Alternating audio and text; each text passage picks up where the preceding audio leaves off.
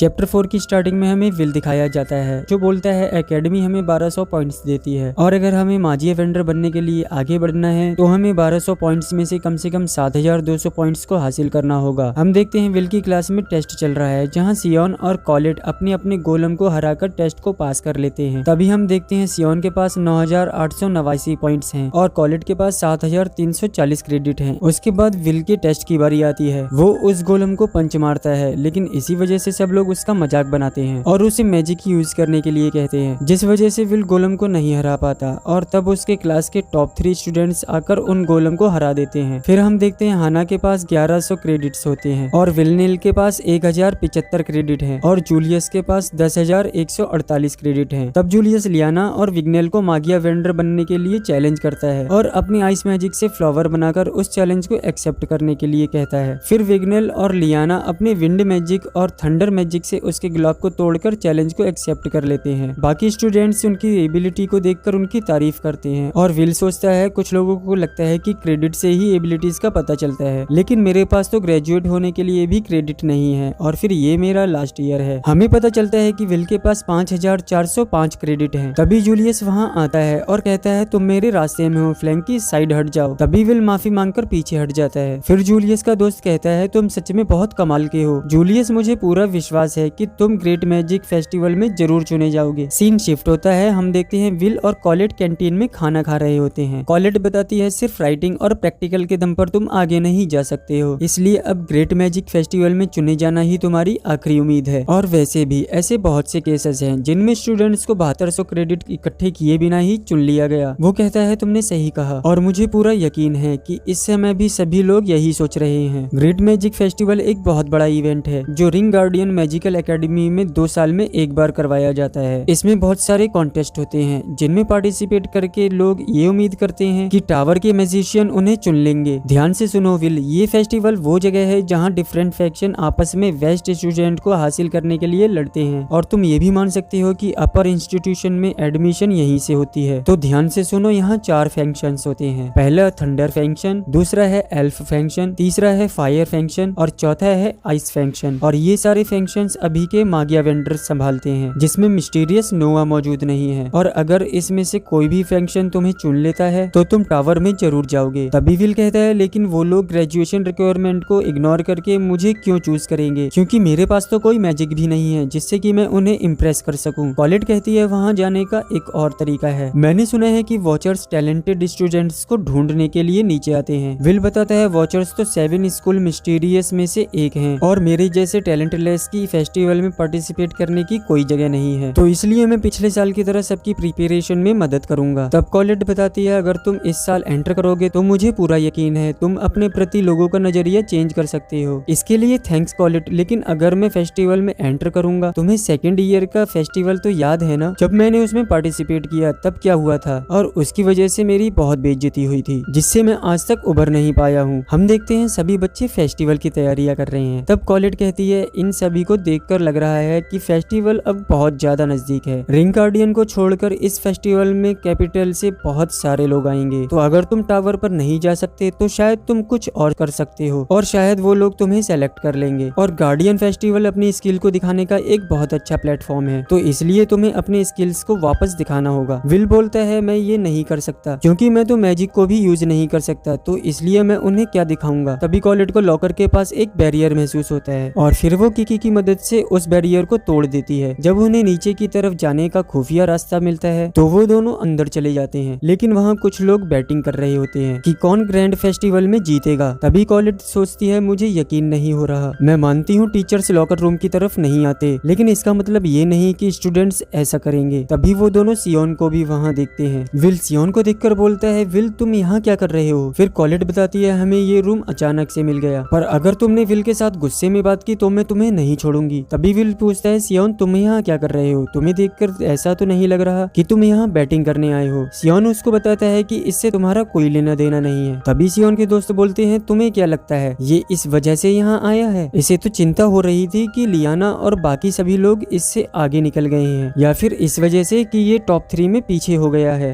वो कहता है ऐसी कोई बात नहीं है, सियोन को इससे कोई भी चिंता नहीं हो रही। तभी सियोन उन्हें चुप रहने के लिए बोलता है और कॉलेट उसे इस बात के लिए चिढ़ाने आने लगती है। लेकिन सियोन बताता है ऐसी कोई बात नहीं है, मैं उनसे इसलिए पीछे हूँ क्योंकि मैं राइटिंग टेस्ट में फेल हो गया था। मैंने बहुत ट्रेनिंग की है लेकिन मैजिक में मैं उन्हीं के बराबर जितना ताकतवर हूँ। लेकिन मैं ये सब तुम्हें एक्सप्लेन क्यों कर रहा हूँ। फिर सियोन वहाँ से चला जाता है। दूसरे दिन मैजिक पोशन की क्लास खत्म करके विल वहाँ से जाने लगता है। तभी कॉलेट विल से पूछती है, विल तुम इसके बाद क्या कर रहे हो? अगर तुम डंजन में जा रहे हो तो क्या मैं तुम्हारे साथ चल सकती हूँ? विल कहता है, मुझे माफ करना कॉलेट, आज मुझे मिस जीना के पास वापस काम करने जाना है। लेकिन तभी कॉलेट उदास हो जाती है। सीन शिफ्ट होता है रात का। जीना के रेस्टोरेंट में जहाँ विल काम कर रहा है, जहाँ ड्वार्फ और माइनर्स काम करने के बाद मजे से खाना खा रहे हैं और विल उन्हें सर्व कर रहा है। तभी डॉनन बोलता है, तुम्हारे लिए कितना मुश्किल होता होगा विल, और तुम सुबह सुबह न्यूज़पेपर डिलीवर करते हो और इसके बाद स्कूल भी जाते हो और रात को तुम यहाँ काम करते हो। तभी विल बताता है, मुझे कोई भी स्कॉलरशिप नहीं मिली है, इसलिए मुझे ट्यूशन फीस भरने के लिए यहाँ काम करना पड़ता है। डॉनन पूछता है, अब ग्रैंड मैजिकल फेस्टिवल वापस आ रहा है तो अगर तुम उसमें पार्टिसिपेट करोगे तो तुम शायद कुछ कर पाओगे। वो कहता है, मैं उसमें इंटरेस्टेड नहीं हूँ। फिर जीना कहती है, विल बातें करना बंद करो और काम करो, तुम्हारा दोस्त देखो तुमसे ज्यादा काम कर रहा है। हमें पता चलता है रोस्टी भी विल की मदद करने के लिए वहाँ आया है। विल उससे कहता है, आज मेरी मदद करने के लिए तुम्हारा शुक्रिया रोस्टी। फिर रोस्टी बताता है, बिना मैजिक के काम करना मेरे लिए एक नया अनुभव है, वैसे भी मैं मेरे रूममेट को मुसीबत में कैसे देख सकता हूँ। तभी जीना बताती है कि उसके वर्कर ने नौकरी छोड़ दी है तो विल मेरे लिए एक नया हेल्पर ढूंढना। तभी वहाँ के सभी लोग कहते हैं, इसकी कोई जरूरत नहीं है, विल वैसे भी 2 लोगों के बराबर काम करता है क्योंकि वो हमारा भाई है। तभी सब लोगों के जाने के बाद रोस्टी विल से पूछता है, ड्वार्फ के पास काम करने से तुम्हें बहुत कम पैसे मिलते हैं तो क्या प्रोफेसर वर्कनर तुम्हारे लिए एक अच्छी जॉब नहीं ढूंढ सकते? विल बताता है, मैं मिस्टर वर्कनर को तकलीफ नहीं दे सकता और वैसे भी मुझे सभी ड्वार्फ बहुत पसंद हैं। ये लोग ऑनेस्ट हैं और ये लोग अपनी मेहनत का खाते हैं और ये लोग मुझसे बहुत प्यार करते हैं, जिस वजह से मैं इनकी बहुत ज्यादा इज्जत करता हूँ। लेकिन तभी जूलियस और उसके दोस्त वहाँ आ जाते हैं। तभी जूलियस बोलता है, तुम मुझे कौन सी घटिया सी जगह लेकर आए हो? तभी उसका दोस्त बोलता है, माफ करना जूलियस, यही एक जगह खुली हुई थी। तभी रोस्टी कहता है, ये लोग एकेडमी से है ना? तभी जूलियस विल को देखकर बोलता है, फ्लैंकी क्या तुम भी यहाँ काम करते हो? एक नो टैलेंट और बारबन सच में एक दूसरे के लिए ही बने हैं। तभी डोना जूलियस को गुस्से से देखता है और जूलियस कहता है, ड्वार्फ तुम्हारी हिम्मत कैसे हुई मुझे इस तरह देखने की? तुम लोग तो भाग कर आए हो दूसरी दुनिया से, हमने तुम्हें यहाँ रहने की जगह दी है इसलिए तुम्हारी औकात हमसे कम है। तभी विल हमें बताता है, बहुत सालों पहले जब सेलेस्टियल होस्ट ने ड्वार्फ की दुनिया को तबाह कर दिया था तब ड्वार्फ हमारी दुनिया में आ गए थे, लेकिन इस दुनिया में ड्वार्फ की बिल्कुल भी इज्जत नहीं होती। अगर कोई भी ड्वार्फ किसी जादूगर पर उंगली भी उठा दे तो उसकी कीमत सारी ड्वार्फ कम्युनिटी को चुकानी पड़ती है क्योंकि मैजिक ही इस दुनिया में सबसे ऊपर है और इसी वजह से ड्वार्फ के साथ ऐसा सुलूक किया जाता है। तभी रोस्टी जूलियस और उसके दोस्तों के लिए खाना लेकर आता है पर वो खाने और ड्वार्फ का मजाक बनाने लगता है और ड्वार्फ को वहाँ से जाने को कहता है। तभी विल उनके पास जाता है और कहता है, जो भी तुमने कहा उसे वापस लो क्योंकि ये खाना ड्वार्फ ने अपनी मेहनत और नॉलेज से उगाया है और ये उन्हीं की मेहनत है जिनकी वजह से हम आज ये सब कुछ खा पा रहे हैं, तो इसलिए तुम लोगों को इनकी इज्जत करनी चाहिए। तभी जूलियस कहता है, एक लूजर को दूसरे लूजर का दर्द समझ में आ रहा है, लेकिन अगर मैं कह रहा हूँ ये खाना बेकार है तो क्या तुम्हें इससे कोई प्रॉब्लम है? और वो खाने की प्लेट को विल के ऊपर फेंक देता है। तभी जूलियस के दोस्त विल को धमकाने के लिए उसके सामने खड़े हो जाते हैं, लेकिन विल उन्हें उनकी कॉलर पकड़कर नीचे पटक देता है जिससे वो लोग बेहोश हो जाते हैं और हम देखते हैं कुछ शराब जूलियस पर गिर जाती है और विल कहता है, मैं और तुम ड्वार्फ के कंपैरिजन में बहुत ज्यादा बेकार हैं। तभी जूलियस बोलता है, आज बहुत समय बाद किसी ने मेरी इस तरह बेइज्जती की है और वो आसपास की चीजों को फ्रीज करने लगता है। फिर वो विल पर भी हमला करता है। विल उसके हमलों से बचता हुआ पीछे की तरफ जाने लगता है, लेकिन जूलियस उसे अपने मैजिक से पकड़ लेता है और उसकी चेस्ट पर गुलाब बनाकर उसे टॉर्चर करने लगता है। लेकिन तभी जूलियस देखता है विल को कुछ भी नहीं फील हो रहा, जिस वजह से जूलियस कहता है, मैंने अपना इरादा बदल लिया है, मैं तुम्हें फ्रीज नहीं करूंगा, तो इसलिए ग्रेट मैजिक फेस्टिवल में पार्टिसिपेट करो, तब मैं तुम्हें पूरी पब्लिक के सामने शर्मिंदा करूंगा। तभी विल उसकी कैद से आजाद होकर उसकी छड़ी को पकड़कर कहता है, ठीक है मैं पार्टिसिपेट करूंगा। तभी रोस्टी सोचता है, मुझे यकीन नहीं हो रहा